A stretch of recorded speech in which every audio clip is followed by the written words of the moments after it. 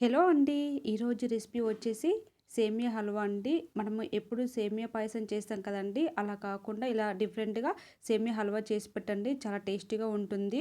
పిల్లలు అప్పుడప్పుడు స్వీట్ అడుగుతారు కదండీ! అలాంటప్పుడు ఇలా చేసి పెట్టండి. సేమియా హల్వాకు కావాల్సిన పదార్థాలండి. ఒక కప్పు బెల్లం, అలాగే క్యాషూ నట్స్, నెయ్యి, సేమియా, అలాగే ఇక్కడొచ్చేసి ఇలాచీ అండి. నా దగ్గర డ్రై రోస్ట్ సేమియా ఉందండి. నేను అది తీసుకున్నాను.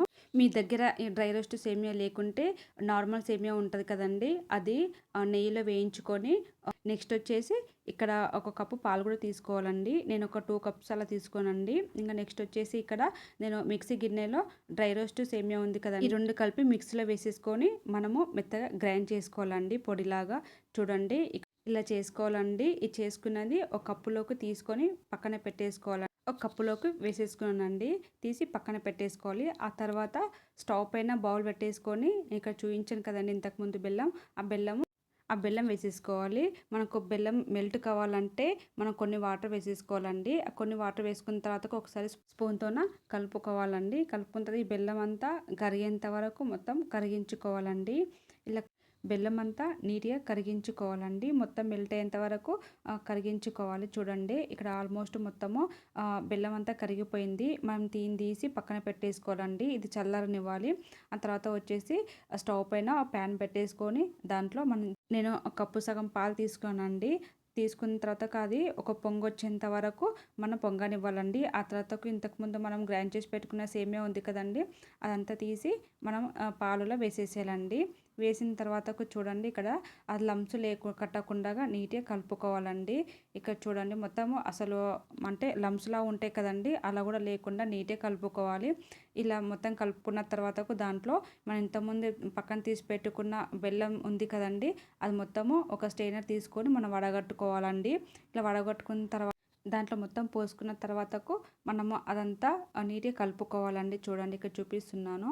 మనకది లంప్స్ లేకుండా నీట్‌గా కలుపుతూ ఉండాలండి. చూడండి ఇక్కడ మనం ఇలా కలుపుతుంటే అది లంప్స్ అనేది ఏముండదండి. అదంతా కదా కరిగిపోతుంది చూడండి. ఇలా కలుపుతూ ఉండాలండి. ఇక్కడ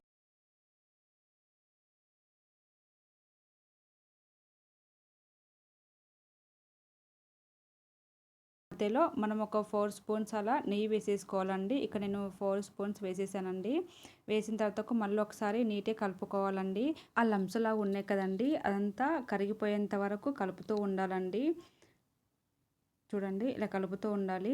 ఒక 5 మినిట్స్ 10 మినిట్స్ వరకు అలా కలుపుతూ ఉన్నామనుకో అది మొత్తం కరిగిపోతుందండి. మళ్ళీ ఆ తర్వాత నేను మళ్ళీ ఒక 2 స్పూన్స్ అలా నెయ్యి వేసానండి. మళ్ళీ ఒకసారి కలుపుతూ ఉండాలండి. ఆ లంప్స్ అనేది ఏం లేకుండా చూసుకోవాలండి. అది దగ్గర పడిపోతుందండి. మనకు తెలిసిపోతుంది. అది దగ్గరికి అయ్యేంత వరకు మనం ఇలా కలుపుతూ ఉండాలి. మళ్ళీ నేను ఒక 2 స్పూన్స్ వరకు మళ్ళీ నెయ్యి వేసానండి. వేసిన తర్వాత మళ్ళీ కలుపుతూ ఉన్నాను. అప్పుడప్పుడు పిల్లలు స్వీట్ అడుగుతారు కదండీ! స్వీట్ అడిగినప్పుడు ఇలా చేసి పెడితే చాలా ఇష్టంగా తింటారండి. ఎప్పుడు సేమియా పాయసం అనకుండగా ఇలా డిఫరెంట్‌గా మీరు కూడా ట్రై చేసి చూడండి. చాలా టేస్టీగా ఉంటుంది. తర్వాతకి ఇంక ఫైనల్‌గా రెడీ అయిందండి. తర్వాతకి ఇక్కడ నేను క్యాషూ నట్స్ అవన్నీ ఏసేసుకొని నీట్‌గా కలుపుకుంటానండి. ఇదంతా 1 మినిట్ వరకు కలుపుతూ ఉండాలండి. ప్లీజ్ లైక్ చేయండి, సబ్స్క్రైబ్ చేసుకోండి, పక్కన బెల్ ఐకాన్‌ని క్లిక్ చేయండి. ఎమ్మటే ఆల్ నోటిఫికేషన్ మీకు వచ్చేస్తాయండి. చూడండి ఫైనల్‌గా ఇంకా రెడీ అయిపోయిందండి. స్టవ్ ఆఫ్ చేసేసి మనం ఒక బౌల్ తీసుకొని దాంట్లో సర్వ్ చేసుకుంటే ఇంకా అయిపోతుందండి.